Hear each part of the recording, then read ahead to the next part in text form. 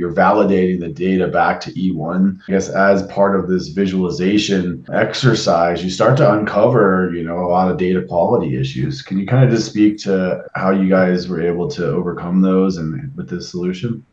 Oh yeah, the best way to clean your ERP data is to implement a BI solution. Why? Because when you hook up a BI solution and like I said earlier, you hook it up and you say start bringing that data over. Well, for instance, if you have non-date characters or non-dates in a date field, when that data comes over, and we're all SQL based here, SQL is going to just stop at that bad record, right? And having characters in number fields. And there may be a lot of ERP functional people saying that doesn't happen. But everybody that sits on the data side knows it happens. It happens quite frequently.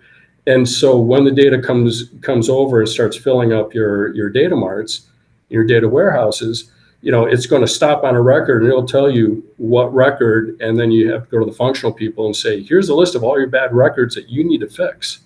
And they do. A lot of it's old legacy data that's come over, years and years ago that no one's aware of. But that data has to be clean to come over. When we were implementing QuickLaunch, two of our companies had their inventory balance tables completely empty.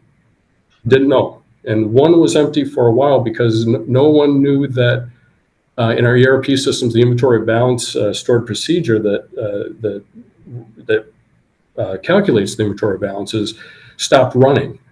And it was like, wow, we have zero inventory balances in our QuickLaunch solution. Why? Oh, because there isn't any in your source tables because those stored procedures stopped and nobody knew about it. And so we fired them up, and one company took 3 days to run that stored procedure just to catch up the inventory balances. The other one wasn't so bad.